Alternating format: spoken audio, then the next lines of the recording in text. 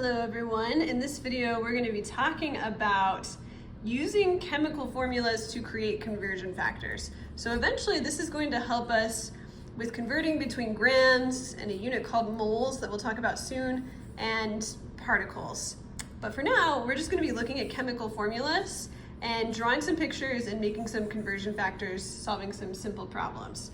So this question is asking how many hydrogen atoms are in 5 molecules of water?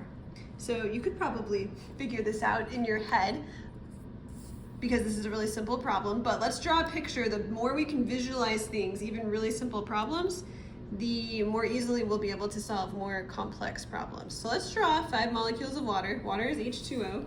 So let's draw, here's an oxygen. Water looks kind of like this. The oxygen is bigger than the hydrogens. So there's 1 water molecule, 2,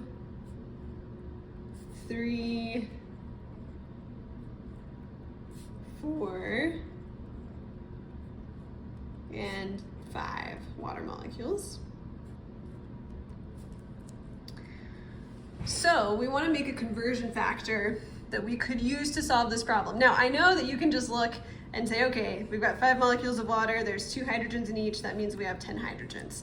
I know you can do that, but it will be helpful in other problems in the future to be able to make a conversion factor to solve this problem. So I'm just showing you in a very simple problem so that you can visualize this and understand what's going on, as well as learning the sort of process of making the conversion factor. So we could say we want a conversion factor between water molecules and hydrogen atoms. So in every 1 molecule of water, there are 2 hydrogen atoms. So our conversion factor could be 1 molecule of H2O is equal to 2 atoms of hydrogen. That seems probably kind of weird to make a conversion factor out of like a chemical formula, but it is actually very helpful. So we can now treat this problem as if it's a normal dimensional analysis type problem. So let's start with the number they gave us, which is 5 molecules of water. I'm going to be really good and write all my units here. So I'm not just going to write 5. I'm going to write 5 molecules of H2O. And I'll set up a grid. And I would like to cancel out molecules and get to atoms of hydrogen. So for every 1 molecule of water, so for 1 molecule of H2O, I'm putting that on the bottom so that molecules of H2O can cancel out, I end up with 2 atoms of hydrogen. So my molecules cancel out, and then I have 10 atoms of hydrogen. Again, I know you can do that in your head, but this will be useful in some other problems later. Let's do a more complex example here.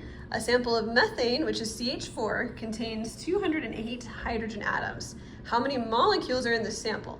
So now we're trying to go from hydrogen atoms to molecules of methane. Let's draw a picture of this molecule. It's a carbon with 4 hydrogens. So let's just draw a big carbon, and then we'll draw 4 hydrogens around it. Now we are definitely not going to draw enough of these that we have 208 hydrogens. You could do that if you want to, but that would take a really long time. So let's just draw 1 molecule. We can kind of see what our methane looks like, enough to make a conversion factor.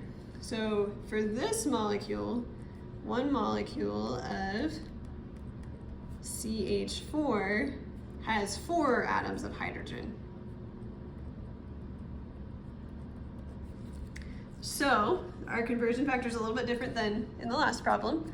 Let's see if we can solve this problem. We're starting with 208 hydrogen atoms.